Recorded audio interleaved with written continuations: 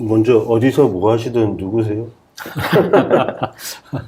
저는 뭐 대학에서 상당히 오랫동안 가르쳤고, 그러다가 이제, 퇴임을 했습니다. 한 2년 반 됐나요, 아마? 퇴임을 해서.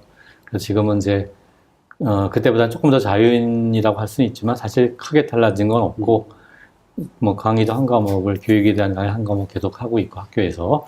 그리고 연구하던 주제도 아직 완전히 끝나지 않아서, 그것도 당분간 계속 하니까, 사실은 퇴임했지만, 퇴임하기 전보다 뭐 달라진 건 없고 생활에서 다만 뭐 월급만 없어졌죠. 제일 중요한 건데. 사실 물리학이란 무엇인가? 정의를 내리는 거가 되게 잘못 정의를 내립니다. 물리학이란 무엇인가 하면은 잘못 생각하는데, 그럼 물리란 말이 사실 좀 뭐 여러 가지 맥락을 얘기할 수 있겠지만 뭐 글자 그대로 해석하면은 사물의 이치란 뜻이 되겠죠. 한자를 해석을 하면은. 그러면 사물의 이치라고 하면 사물이 아닌 게 없지 않습니까? 사실 다 사물이죠. 모든 게 다. 뭐 어떻게 보면 사실 인간도 사물이라고 할 수도 있는 거니까, 사실 넓은 의미에서. 딱 그렇게 생각하면 모든 것의 이치를 다 다룬다라고 말할 수도 있을 텐데, 뭐 그게 틀린 말은 아니거든요, 사실은. 그러니까 다만 물리학이, 예를 들어서 물리학에 따라서 생명도 다루죠. 생물도 다루고, 사회도 다루고, 뭐 경제현상도 다루고, 뭐 다 다루는데, 그러면 예를 들면 생명현상이라는 걸 다룰 때 종류의 생물학하고 물리학이 어떻게 다를까? 혹은 사현상을 다룰 때 종류의 사회학하고 그다음에 물리학이 어떻게 다를까? 뭐 조금 약간의 차이가 있긴 합니다. 그 차이라고 하는 건 대체로 물리학이라고 하는 건 다른 학문보다는 조금 더 그러니까 보편지식 체계를 구축하는 것이 목적이거든요. 그러니까 보편지식 체계라고 하는 거는 우리가 되게 이제 과학적 지식을 뭐 흔히 두 가지로 이제 편의상 나누면은, 하나는 이제 특정 지식이라고 해서 이거는 그냥 개별적인 이제 과학적 사실들을 말합니다. 뭐 예를 들자면은 해가 동에서 떠서 서러진다. 이게 과학적 사실이고 그거는 특정 지식이죠. 근데 그럴 때 이제 그 보편 지식이라고 하는 거는 하나의 틀로 우리가 그걸 이해할 수가 있거든요. 그게 뭐냐면 예를 들면 그런 경우에는 이제 이른바 뉴턴이 생각했던 그 중력의 법칙, 그러니까 중력의 법칙이라고 하는 걸로 그런 걸 다 엮어서 하나의 틀로 우리가 이해할 수가 있거든요. 그런 걸 우리가 이제 보편 지식이라고 부르죠. 그래서 물리학이라는 거는 그런 보편 지식 체계를 만드는, 구축하려고 하는 것이 바로 물리학이다. 따라서 예를 들면 생명현상이라는 걸 다룰 때, 생명현상이 뭐 엄청나게 복잡하고 다양하고 정말 어려운 현상인데, 거기에 뭐 어마어마하게 많은 그러한 특정 지식들이 있거든요. 뭐 무슨 정말 엄청 많죠. 그런 것들을 알아내서 만들어내서 해놓은 것이 이제 생물학이라고 하면은, 물리학에서 하고 싶어 하는 거는 그러한 것들을 좀 엮어서 어떤 하나의 틀로 우리가 그거를 새롭게 해석할 수가 있을 것인가, 이러한 노력을 하려고 하는 것이 물리학이라고 할 수 있는 거죠. 제가 이해하기로는 현실 세계에서 벌어지는 각각의 일들을 하나의 통합된 이론으로 이렇게 설명할 수 있는, 그걸 연구하는 게. 예, 근데 그거는 조금 너무 나가신 거고. 그러니까 그런 모든 걸 우리가 하나의 통합된 이론으로 할 수 있을 거다라고 믿는 사람도 있습니다. 물리학자 중에.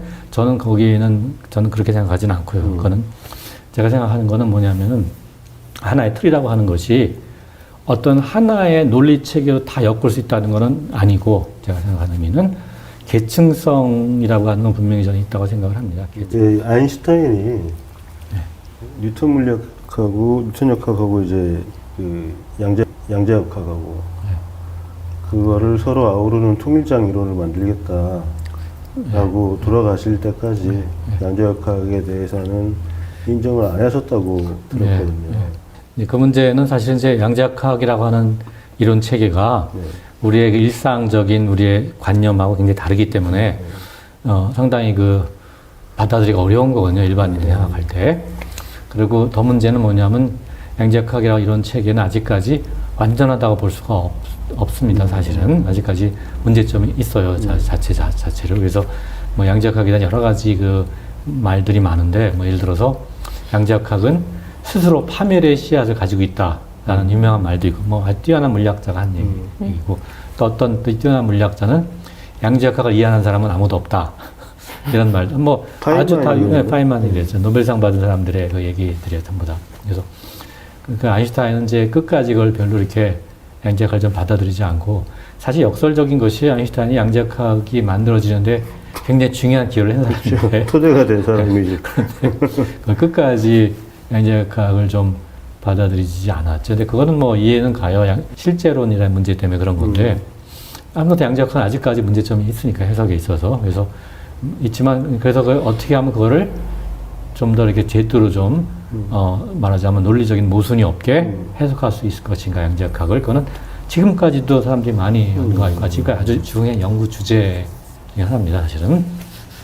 그래서 그거에 대해서는 이제 기회가 되면은 뭐 강의에서 뭐 만일에 들으실 분들이 원하시면은 조금 이제 말하자면 조금 전문적인 얘기이기 때문에 아주 일반인들이 이해하기는 좀 어려운데 만일에 원하시는 경우라면 뭐 얼마든지 뭔가를 제가 말씀드릴 수 있고 현재 그 물리학과 학생들이 뭐 한 보통 3학년이나 대학원 때 많이 배우는데 그 양자역학의 표준의 해석이라는 게 있어요. 표준 교과서에 있는 거 그거는 이제 흔히 코펜하겐 해석이라고 부릅니다. 저 그 덴마크에서도 코펜하겐 사실 보어라는 사람이 덴마크 사람인데 그 사람의 영향을 많이 받아서 만들어진 거니까 근데 그거에 이제 여기에 논리적인 불안정성이 있어서 그래서 거기에 그 좀 대응해서 서울 해석이라는 게 있거든요. 서울 해석. 아, 그래요? 네, 서울 해석. 그건 처음 들어봤어요. 그렇죠. 아무도 모르죠.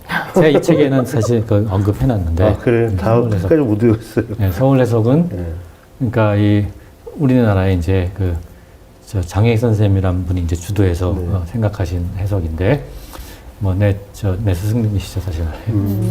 그래서 그 서울 해석을 상당히 오랫동안 이렇게 좀 상당히 이렇게 좀 발전을 시켜서 뭐 비교적 최근에 그쪽에도 조금 더 이렇게 그걸 더 보완해서 좀 이렇게 좀 더 잘 완성한 그러한 논문들도 좀 내고 그랬었죠. 장혜익 선생님이 주도하시고 제가 좀 같이 껴서 같이 공동으로 좀 논문도 지금 내고 있고 뭐 그렇긴 한데 그건 조금 전문적인 거니까 여기서 뭐 얘기가 어렵겠지만 만일에 혹시 청중들께서 진짜 꼭 듣고 싶다 하면 뭐 저는 설명드릴 수 듣고 있죠. 싶어요. 예. 고대 그리스 철학을 조금 공부하신 분들이 있으면 고대 그리스의 뭐 여러 가지 저 자연 철학자 중에서 제논이라고 있거든요. 제논. 제논의 역설이라고 하는 게 유명한 게 있어요. 이렇게 뭐 아킬레스가 거북이를 쫓아갈 수가 없다. 뭐 이런 그런 유명한 역설이 있는데 그거를 양자역학적으로 해석하면 아주 흥미로운 그런 현상을 말할 수가 있습니다. 그렇죠. 아니 제논 역설이라는 거니까 이런 거죠. 거북이하고 아킬레스가 이제 경주를 하는데 거북이가 이제 10m 앞에서 가요. 100m까지 가야 되는데 그러니까 아킬레스는 빠르니까 10m 뒤에서 출발하는데 그러니까 거북이를 절대로 따를 수 없다는 겁니다. 왜 그러냐? 자, 아킬레스가 10m 가면은 거북이는 1m 가거든요. 그럼 또 거북이 잡으려고 또 아킬레스 또 10m 가면 1m 가면 그럼 거북이는 10cm 가거든요.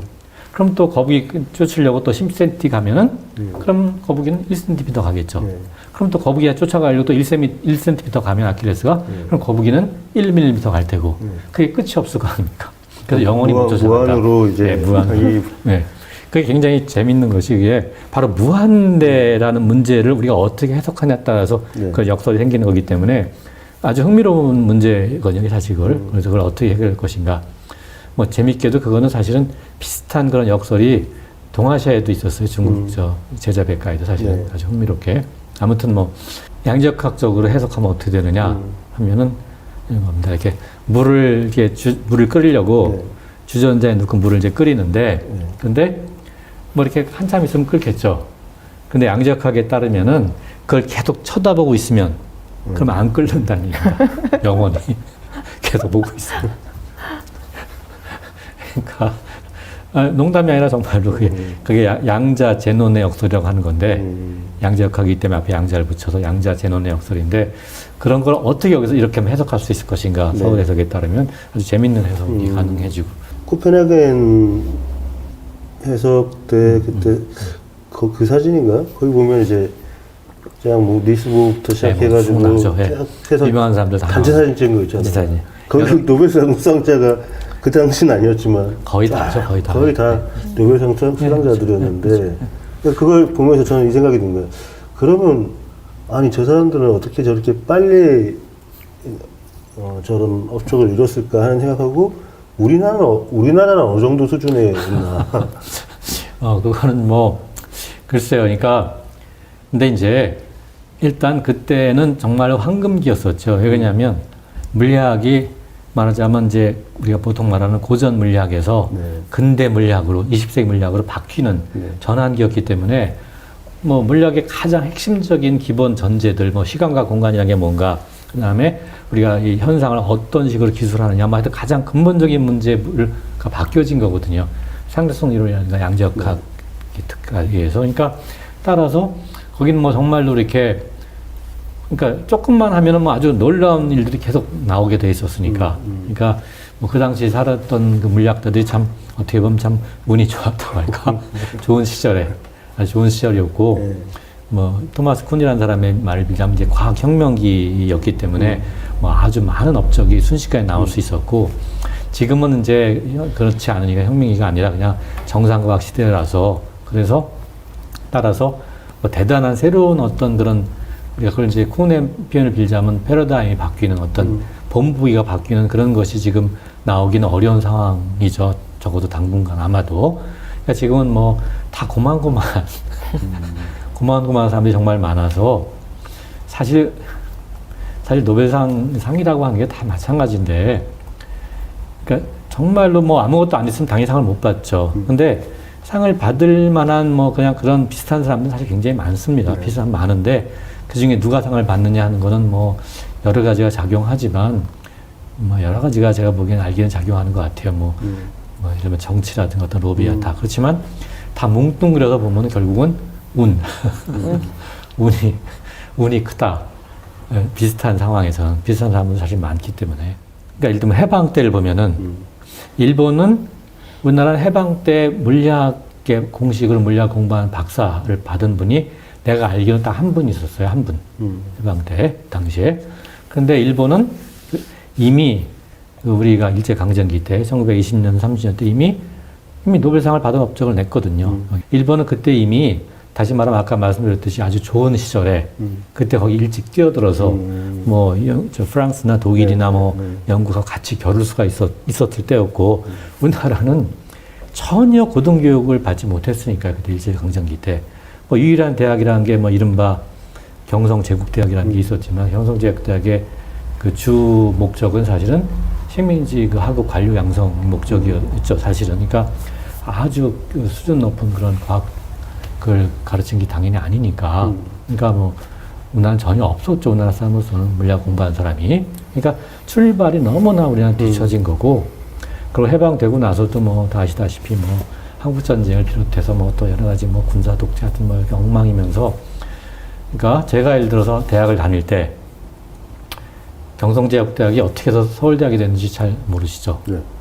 그것도 제가 한번 말씀을 기회가 되면 말하는 얘기고, 어쨌든 제가 서울대학교를 다닐 때 제가 여기서 이제 서울대학교에서 학부를 마치고 대학원 석사까지 했는데, 물리학과 전체에서 네. 뭐 교수님도 몇 분 안 계셨고 물론 전체에서 1년에 나오는 논문이, 네. 그러니까 논문 중에 이제 뭐 좀 정말 의미 있는 논문, 그러니까 국제저널, 네. 좋은 국제 학술지에 실린 논문이 제 기억이 맞으면 1년에 한두 편이었거든요. 한두 편. 맞습니다. 맞을 겁니다. 그런데 요새는 1년에 아마 뭐 정확히 제가 세보진 않았지만 아마 한 200편은 되지 않을까 싶어요. 그러니까 한 몇십 년 사이에 엄청나게 우리가 발전을 한 거는 맞죠, 사실은.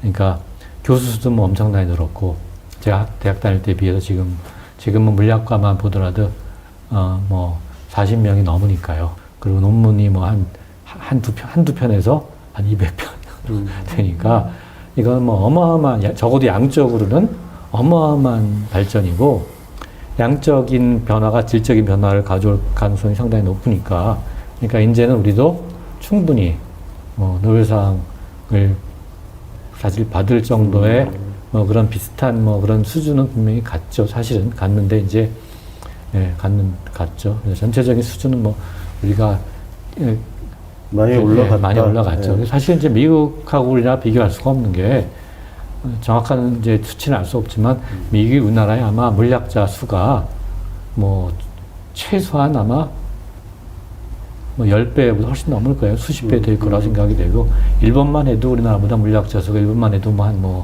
한 한 뭐 최소한 대여섯 배 아니면 10배 될 거라고 생각이 됩니다. 그러니까 아직도 양적으로도 훨씬 우리가 적은 거죠. 사실 뭐 그런 미국이나 일본에 네. 비해도. 그렇지만 하여튼 개인 하나 한 사람 한 사람 비교하면은 뭐 전혀 떨어지지 않는다고 생각이 됩니다. 평균적으로 보면 사실은.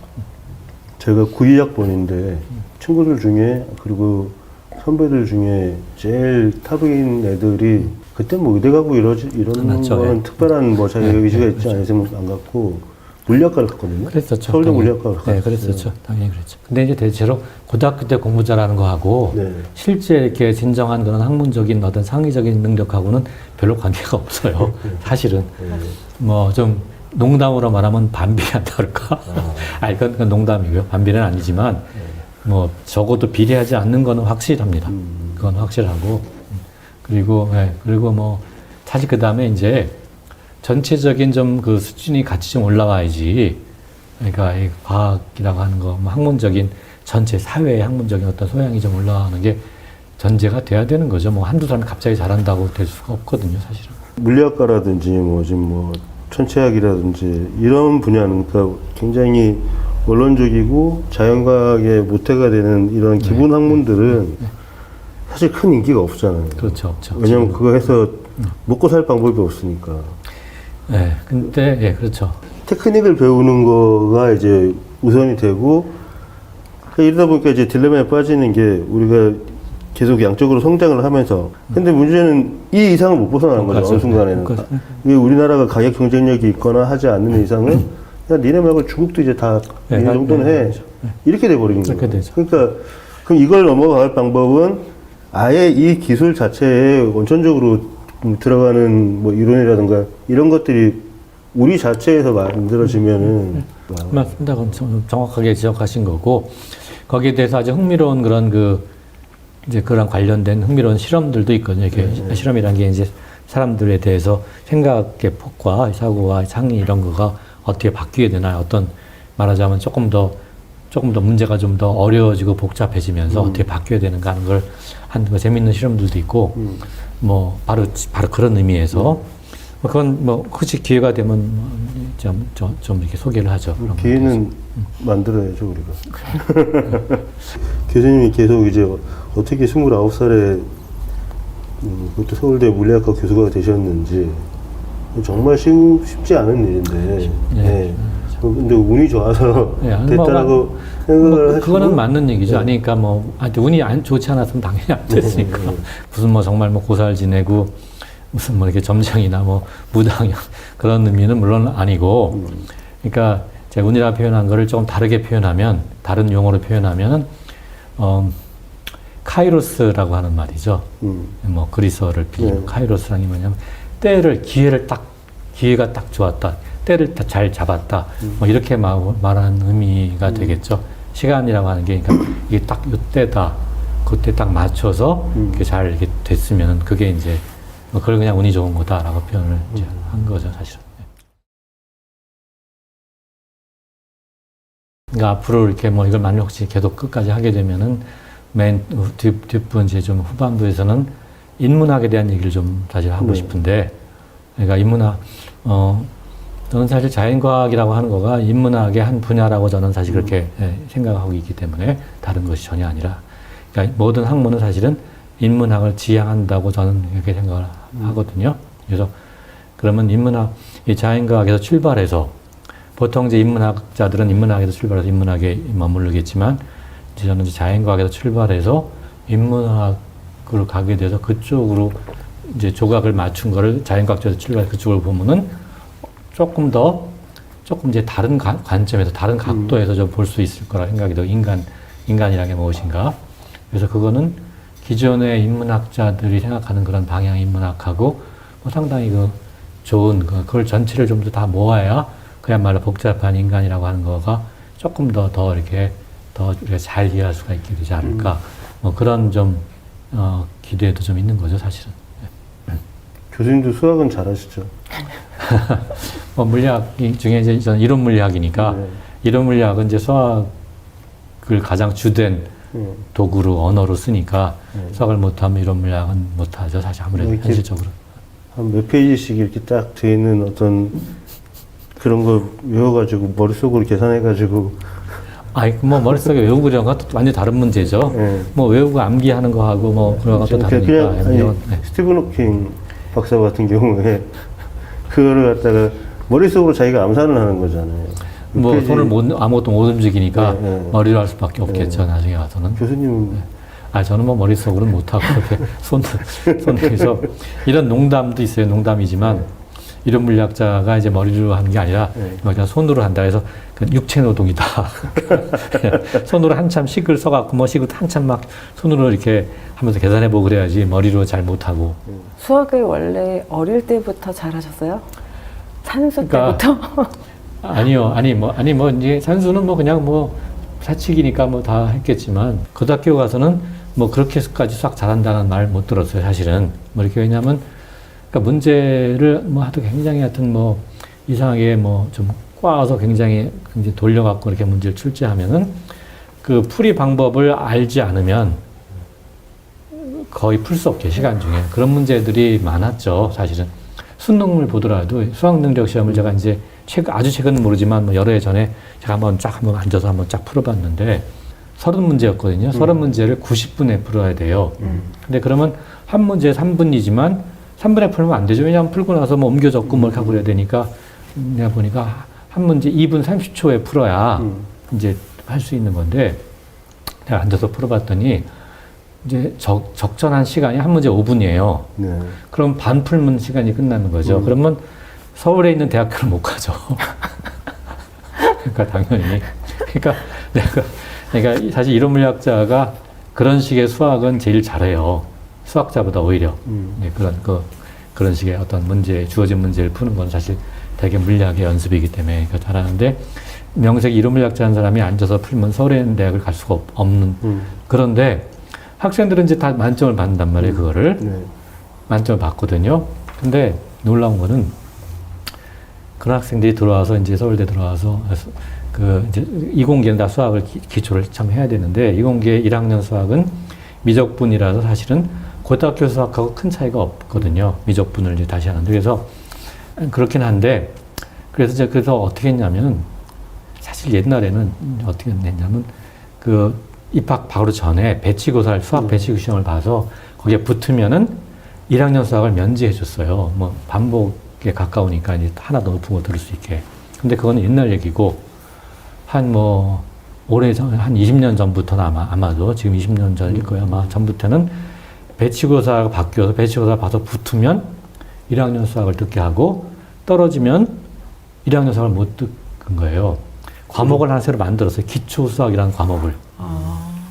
그러니까 고등학교로 돌려보내야죠. 네, 고등학교 수학을 다시 하는 거예요. 현재 고등학교 수준을. 네. 그래서 그러니까 무슨 얘기냐면 학생들의 수학의 능력이 굉장히 저하된 거죠. 수학 실력이. 그런데 좀 어이가 없는 건 뭐냐. 수능에서 수학 만점 받은 학생이 그걸 떨어지거든요. 그러니까 고등학교 수학을 모르는 거예요. 수능 만점 받은 학생들이. 그런데 수능은 만점을 받는 거죠, 수학을. 이건 뭘 말하겠어요. 수학을 전혀 모르면서 모든 걸 다 암기로 그냥 답을 맞추는 거예요, 암기에서. 수학이 암기 과목이 됐거든요. 지금 수학은 뭐 암기 과목이 된 거예요, 수학조차. 이거는 수학이라고 하는 건 사실 논리적인 사고를 길러주는 게 수학 교육의 가장 중요한 목적인데, 그리고 우리가 현상을 우리가 이해하고 해석할 때 수학이라는 언어를 쓰면 상당 부분은 굉장히 이거를 효율적으로 그 다음에 그걸 더 논리적, 합리적 기술할 수가 있는 장점이 있기 때문에 수학이라는 언어를 배우는 건데, 이거는 거꾸로 수학이라고 하는 것이 논리적인 사고를 저해해서 그걸 그렇죠. 막는 그런 교육으로 돼버린 거죠. 그러니까 실제로 서울대에 갔던 제 친구는 제 짝이었는데 걔는 고등학교 1학년 때부터 3학년 때까지 뭘 했냐면 나는 수학 하나에 올인한다 이렇게 해가지고 그 수학이라는 게 그 정석이 있잖아요. 네, 수학의 정석. 그게 이제 1권 있고 2권 있고 2-1 있고 2-2 있고 저는 이제 이과에 있으니까 두껍잖아요. 예. 그거를 다 외웠어요. 이만큼 두꺼운 거를 문제랑 답까지 다 외워버렸어. 그러니까 이게 하나의 패턴이 머릿속에 막힌 거야. 그래서 그러니까 문제 딱 보면 이거 0. 네, 그러니까 그렇게 하지 않으면 시간 중에 못 풀거든요. 그 시간 안에. 그러니까 이건 굉장히 잘못된 체계죠. 잘못된 거죠. 정말 이건 제도가 완전히. 그러니까 완전히 바보를 기르는, 좀 극단적 표현한 바보를 기르는 수학 교육이 돼서 어쨌든 뭐 그래갖고 이제 다시 돌아가면 제가 고등학교 때는 그 정도는 아니었지만 고등학교 때 좀 그랬죠. 그때는 이제 본고사가 있었어요, 시험에. 네. 저 입학 시험에. 본고사 문제는 수학 문제가 어땠냐? 보통 한 5문제 정도 나오는데 근데 그거를 평균 100점 만점에 평균 37점 맞으면 합격선이었어요. 그렇지. 그렇게 어려웠거든요. 그러니까 굉장히 어려운 문제들을 이렇게 하는데 이제 그게 어려운 문제도 암기는 아니었지만 그건 생각하면서 할 수 있었지만 그래도 너무나 그 어떤 푸는 기술들을 좀 익숙하지 않으면 거기서 생각해서 하기 너무너무 하기 어려운 뭐 이런 것이 많아서 어쨌든 뭐 저는 그래서 고등학교 때는 수학을 뭐 물론 못하는 건 아니었지만 그래도 아주 최고 잘하는 그룹에는 아니었어요. 아주 제일 잘한다는 건 좀 아니었는데 근데 이제 제가 대학교를 들어와서 그리고 수학을 별로 좋아하지 않았어요 그때는. 근데 대학교 입학해서 대학교에서 이제 수학을 1학년 때 이제 수학을 다시 공부했는데 그러니까 수학이 재밌더라고요.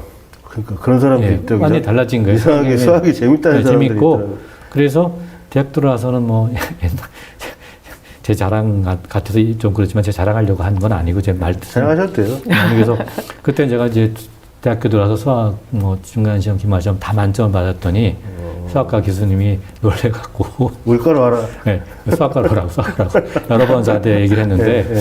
저도 수학을 하고 싶은 생각 좀 있었는데 그래도 물리가 좀 더는 흥미로워서 물리학과를 지망하고 그 다음에 수학과를 이제 이지망을 했는데 그냥 물리학과를 가니까 물리학을 했는데 그러니까 대학교에서 정말 제대로 된 수학하고 고등학교 때 우리가 수학이라고 배우는 거는 상당히 좀 달랐어요. 그때도 이미 조금 좀 달랐는데 지금은 뭐 완전히 다른 게 돼버린 셈이죠, 사실은. 그래서 수학 교육이 저는 정말 좀 바꿔야 된다고 생각을 하고 현재 중고등학교, 특히 고등학교는 너무 입시 위주, 수능 위주의 수학 교육이 돼버려서 문제 푸는 어떻게 한 문제를 주어진 시간 내에 빨리 기계적으로 답을 맞추는가 이건 사실 수학이 아닌데 그건 좀 안타까운.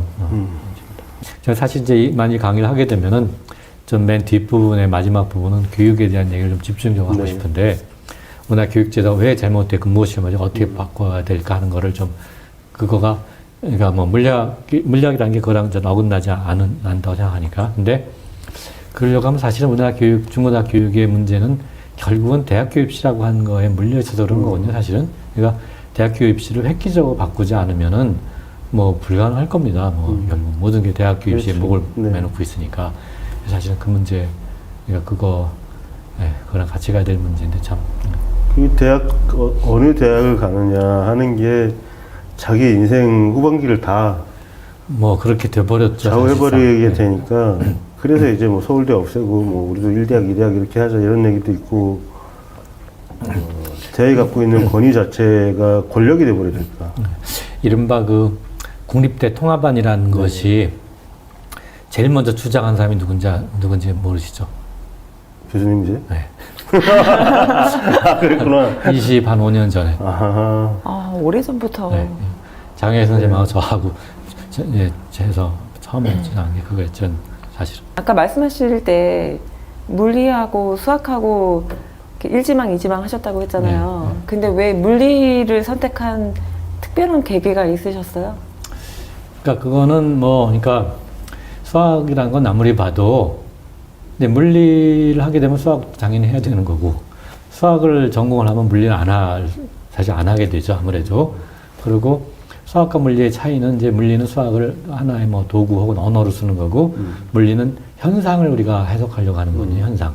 수학은 전혀 아니고 수학은 논리 체계거든요. 그냥 순전히 논리 체계를 만들어가는 거고, 그러니까 상당히 다르죠. 그러니까 그래서 저는 이게 우리가 경험하는 모든 삶하고 직결되어 있는 거거든요. 그래서 현상이라는 거는 그러니까 물리학이라는 건 우리 삶하고 직결되어 있는 거고, 수학은 뭐 삶하고 직결되어 있다고 보기는 어렵고 많은 경우에 우리의 머리에 있는 우리의 논리를 우리가 어떻게 만들어가고 논리라는 것이 뭔가 뭐 이런 문제니까 보다 더 조금 더 직접적으로 삶에 좀 더 가깝게 직접 연결되어 있는 거가 그게 더 제 흥미였다라고 그렇게 생각이 되네요.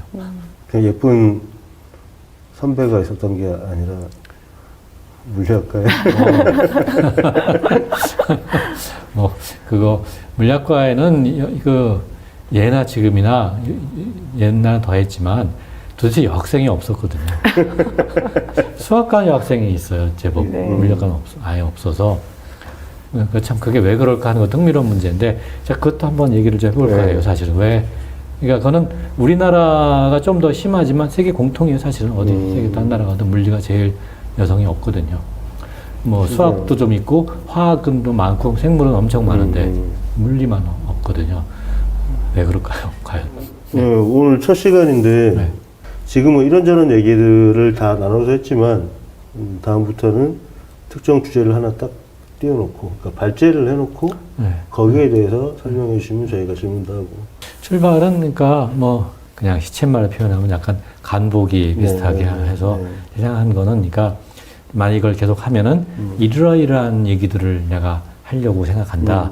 거기서 어떠냐 의견이 뭐 그런 걸 좀 얘기를 해볼까 했거든요. 그래서 뭐 이런 것들을 얘기하려고 생각한다. 이런 문제들을 앞으로 만 1년 동안 한다고 하면은 뭐 그걸 먼저 한번 좀 보여주고 그래서 만일에 혹시 어떤 식으로 어떻게 그 여론을 어떻게 모을지 모르지만 뭐 그러니까 하여튼 이걸 좀 접한 분들이 보고서 아 이거 좋겠다 아니면 뭐 이거 별로다 뭐 그런 걸 좀 제가 받았으면 하는 생각이 좀 있거든요. 사실이니까 그런 생각을 좀 한 건데 네. 근데 이제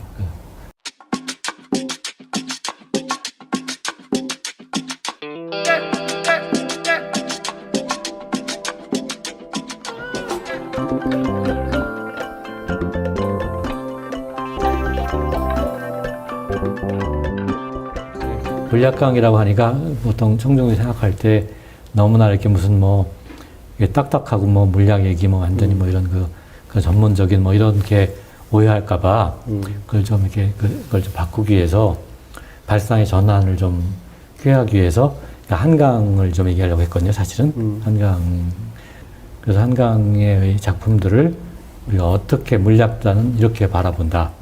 이렇게 해서 그래서 물리학이라고 하는 게 이런 것도 하는 거다.